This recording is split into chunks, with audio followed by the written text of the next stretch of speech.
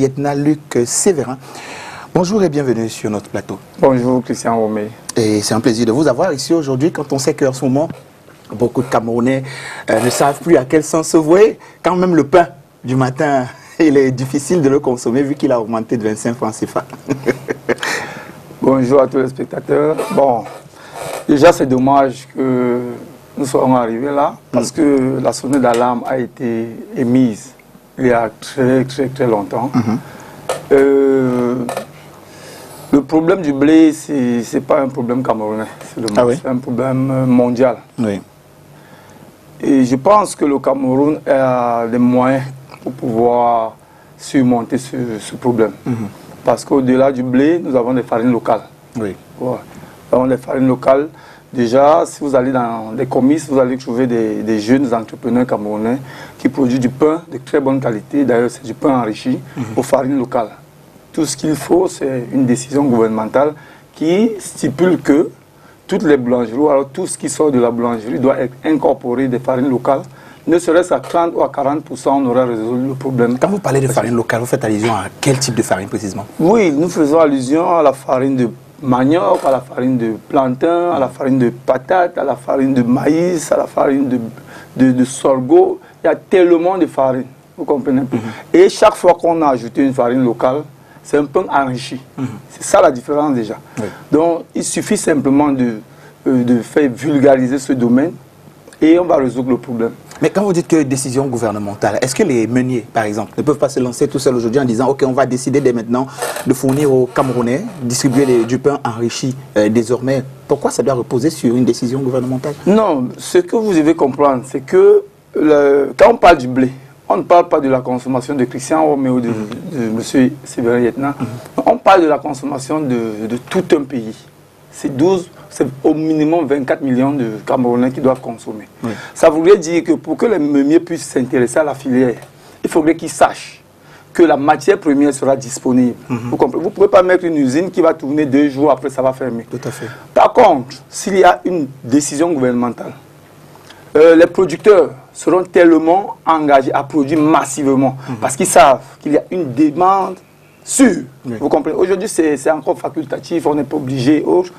Les meuniers vont pouvoir s'intéresser à la filière, ils vont créer des micro-entreprises dans chaque zone de production et ils vont naturellement fournir assez de farine locale. Vous comprenez? Actuellement, la farine locale qui est mise sur le marché, c'est vraiment tellement... C'est faible en fait. Tu comprends? Les quantités sa valeur nutritive. Non, la valeur nutritive, non. Mais à ce niveau-là, toutes les études le démontrent. La valeur nutritive des farines locales, c'est 10 fois meilleur que la farine du blé. La farine du blé, d'ailleurs, vous savez, aujourd'hui, il y a la maladie du côlon. C'est créé par le gluten. Et le gluten est présent dans la farine de blé. Ce qui n'est pas présent dans la farine de patate, dans la farine de manioc ou dans la farine de plantain. Oui. Donc même pour la santé des consommateurs, il est impératif que nous passons à l'enrichissement de nos pains. Je ne plaide pas encore pour l'abolition absolue du blé, mais au moins pour l'incorporation. Et ça joue également dans le volet économique. Oui. Parce que l'importation du blé, c'est au minimum 150 milliards par an. Oui, c'est au moins 150 milliards. Est-ce que ça coûte au Cameroun? Oui. Imaginez donc qu'on incorpore 50%. Ça veut dire que nous allons rester avec 75 milliards de nos francs qui pourront nous permettre de vulgariser notre agriculture. En subventionnant peut-être les producteurs locaux. Exactement. Parce que c'est déjà ce qui se passe avec la farine de blé. Oui. Le kilo de farine de blé qu'on nous vend sur le marché aujourd'hui, il est déjà à 700 francs. Tenez-vous tranquille, l'État va mettre dedans au moins 200 francs. Oui.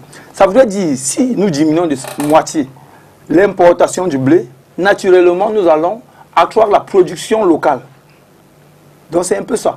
C'est un B à bas, en fait. Oui. Mais je veux vous rassurer que peut-être ceux qui sont à ce niveau n'ont pas encore un intérêt parce que vous savez, quand il faut aller en mission, parler du blé, autre, bon, ça génère des coûts. On vous envoie en Gaoundal parler de la farine de patate. Vous voyez un peu, ce n'est pas les mêmes frais de mission. Peut-être c'est pour ça. Ça en Thaïlande, peut-être. Voilà. C'est un peu ça. Mais aujourd'hui, avec la réalité, la Russie et l'Ukraine, regardez ce qui se passe. La guerre, c'est à des milliers de kilomètres de chez nous, mais nous subissons ça. Au point où on est en train de prédit une catastrophe africaine. Une catastrophe africaine. Donc si rien n'est fait, mais je sais que beaucoup sera fait.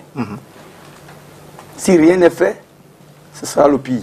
Il va falloir prévenir tout cela. Et sur la question justement du pain, maintenant, pour pallier justement à ce blé-là qui est importé, disons-le comme ça, parce que la Russie est l'un des très grands exportateurs de blé vers le Cameroun. Donc le Camerounais est consommateur du blé russe. Donc forcément, cette guerre va beaucoup impacter aujourd'hui. Mais il y a la question également de l'agriculture qui nous intéresse aujourd'hui. Ça, c'était d'entrée parce qu'on s'était ce reportage. Et puis, la question du pain, aujourd'hui, beaucoup de Camerounais n'en ont pas parlé parce que le peuple camerounais, comme certains disent, laxiste, peut-être parce qu'il aime bien sa paix au quotidien. Il est résilient. Il est résilient. On va dire résilient. Voilà. Et donc, il y a la question de l'agriculture qui nous intéresse aujourd'hui. Alors, tout le monde parle d'agriculture désormais, M. Yetna. Et pourtant, le président de la République a dit dans un de ses discours, je ne sais plus en quelle année, mais ça date déjà, retroussez vos manches, la terre ne ment pas. Il a envoyé les jeunes à l'agriculture et beaucoup de discours politiques ont estimé que le président de la République avait trouvé des raccourcis au lieu de trouver du travail au peuple, aux jeunes Camerounais. Il les a plutôt envoyés dans l'agriculture, ce qui a été peut-être mal compris à la base. Mais est-ce qu'aujourd'hui, on peut dire qu'un Camerounais peut faire de l'agriculture son activité principale? Bon, déjà, je vais d'abord reprendre ce que vous avez dit par rapport à ce que le président de la République avait dit. Il avait d'abord aussi demandé aux jeunes d'oser. Oui. Ça, c'est la chose également qu'il faut retenir. Et il a demandé à tout le peuple de consommer camerounais. Bon, à savoir si l'agriculture nourrit son homme, c'est ça. Voilà. C'est pas l'apanage du Cameroun encore une fois. Dans aucun pays au monde, en fait, ou alors dans tous les pays au monde, la première source de richesse, c'est l'agriculture. La première source de richesse. Prenez les données, Forbes et autres, des fortunes du monde. Vous allez trouver des agriculteurs, des éleveurs. Ça veut dire que l'agriculture naturellement nourrit son homme. C'est la plus grande banque du monde. Il n'y a aucune banque où vous allez mettre 100 francs et après un mois ou 3 mois, vous revenez prendre 1000 francs. Mais faites simplement le ratio. Vous mettez une graine de maïs au sol, mais vous n'allez pas avoir 30 graines. Vous avez un épi de maïs au moins. C'est un épi de maïs. C'est au minimum 500 graines. Oui. Donc on ne peut pas faire des schémas pour expliquer combien l'agriculture nourrit son homme. Naturellement, j'ai souvent du mal à penser qu'un jeune va dire je ne travaille pas, je chôme, je suis un chômeur, avec tout le potentiel agricole que regorge l'Afrique en général et le Cameroun en particulier. Donc moi, déjà, j'invite les jeunes à s'intéresser à l'activité agricole parce que mieux que l'agriculture, je n'en vois pas, sincèrement. Oui. D'accord. Mais alors maintenant, se lancer dans l'agriculture, c'est être un professionnel. Ça veut dire que c'est connaître l'activité dans laquelle on va. C'est vrai, beaucoup de jeunes aujourd'hui, beaucoup de jeunes sont riches. Tout le monde aujourd'hui s'est lancé dans l'agriculture, même nos chers décideurs sont tous dans l'agriculture. On entend les hectares d'ananas, d'igname et par-ci et là.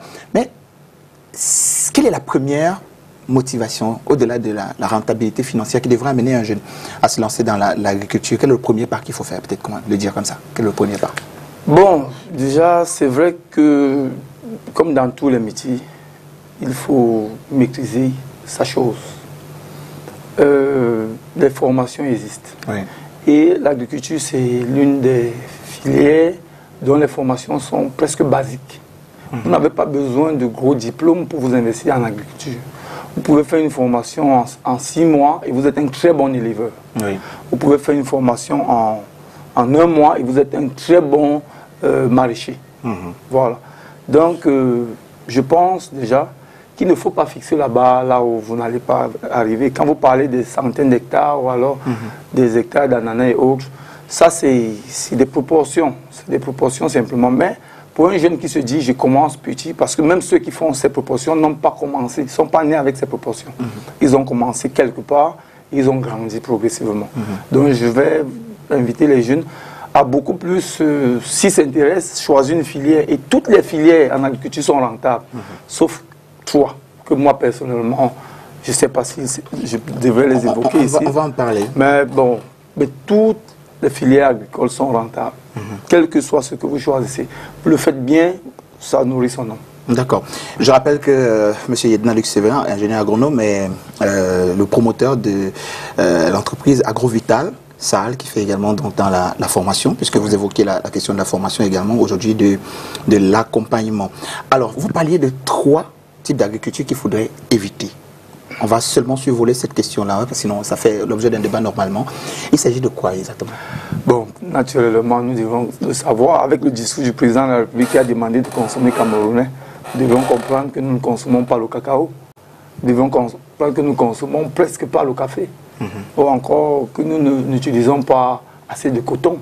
Okay. Donc pour moi, ce sont des cultures d'asservissement en réalité. Ça sert d'autres métropoles, ça sert d'autres personnes pour enrichir leurs industries autres.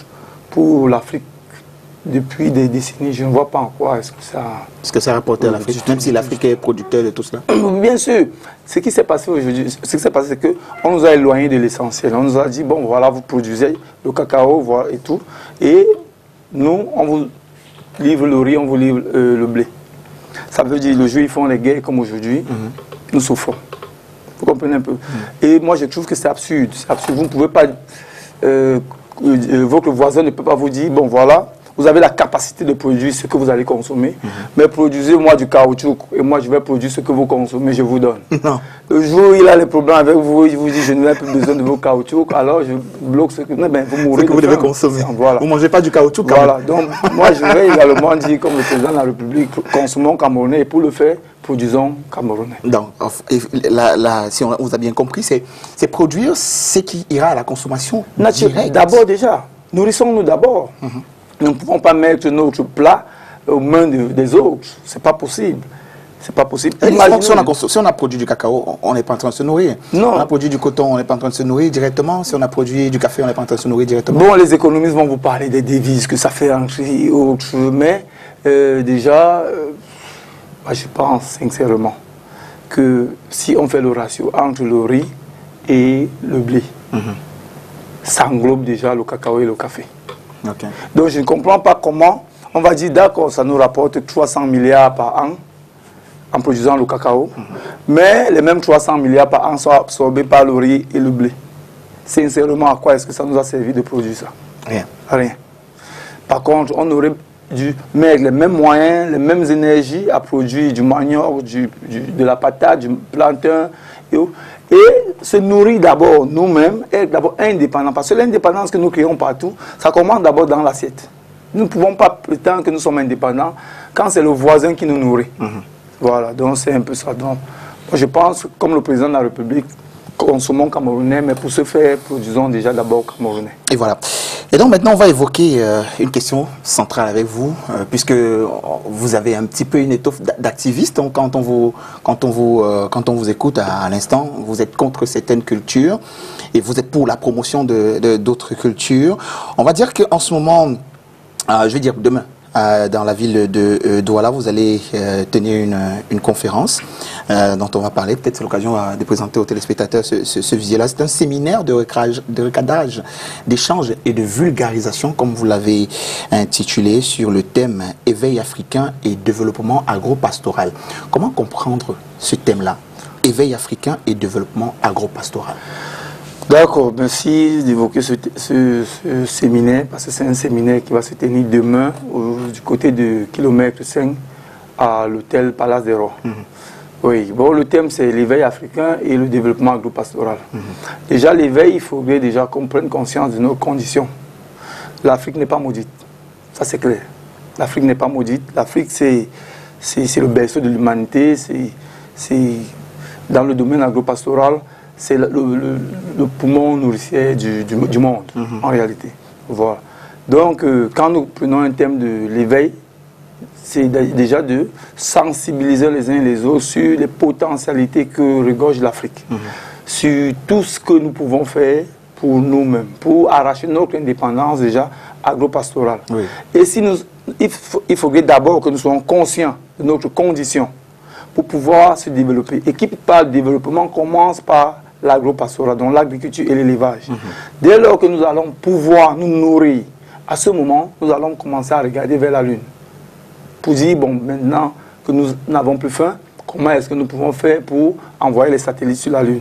Ce n'est pas encore le cas aujourd'hui parce que nous sommes un jeune continent dans le domaine du développement et nous ne pouvons pas avoir d'excuses à se dire que les autres vont nous nourrir pendant que nous avons les meilleures terres ou alors les meilleurs sites agroécologiques du monde. Oui. Je dis du monde. Tout pousse en Afrique. Tout pousse en Afrique. Et tout est rentable en Afrique. Voilà, donc c'est d'où le thème du séminaire de demain, l'éveil africain et le développement agropastoral. Qui est concerné? Bon, tout le monde. Tout le monde est concerné, déjà que c'est gratuit. L'entrée, c'est gratuit. Tout le monde est concerné. Les promoteurs, donc ceux qui sont en activité actuellement, ceux qui ont une intention dans 1 an, dans 10 ans, à se lancer dans l'agriculture, parce qu'au-delà de ça, il y a le volet motivation et accompagnement. Okay. Et nous accompagnons gratuitement également tous ceux qui veulent se lancer dans l'activité agricole, mais avec un cadrage. Parce que vous voyez, l'agriculture africaine a toujours été présentée comme celle-là qui est tellement laide, dans l'aspect esthétique. Oui. J'ai vu plusieurs des dirigeants africains aller se filmer dans les champs de blé, dans les champs de vignes. Mais vous ne pouvez pas vous filmer dans un champ de manioc dans un village. On va vous dire, j'ai un champ de manioc là. Il va dire, bon, ça et tout. Là, il va prendre une machette, il va entrer, il va couper des bousailles. Il va tirer, effectivement, il y aura du manioc. Mais il n'y a rien de visuel. Ça veut dire, aujourd'hui, l'heure de la débrouillardise agricole est révolue. Il faudrait qu'on essaye de s'arrimer pour pouvoir surmonter le défi. Le développement agropastoral. Ça veut dire allier l'utile à l'agréable, le beau à la productivité. Alors, aujourd'hui, est-ce que, je vais prendre un cas simple, hein, un téléspectateur qui nous regarde certainement doit se poser la question, s'il doit se lancer dans le manioc aujourd'hui, il lui faut combien? Et au bout de combien de temps il va rentrer peut-être dans son investissement et voir un certain bénéfice? J'ai envie de parler comme celui qui veut voir la rentabilité. Hein. Oui. Au-delà de ce que c'est pas apporté, c'est-à-dire que ça peut nourrir des populations. D'accord. Bon, il est vrai que les évaluations ou alors le chiffrage des investissements dans le domaine agricole dépendent des zones agroécologiques. Celui qui fait du manioc peut-être en zone de savane n'a pas le même, ou alors n'a pas les mêmes dépenses que celui qui fait du manioc dans la zone de forêt. Bon, ça c'est un. La deuxième chose, c'est que chez nous, dans AgroVital, nous ne standardisons pas non seulement les fiches techniques, et également les business plans. Chaque producteur est, je peux dire, atypique. Voilà.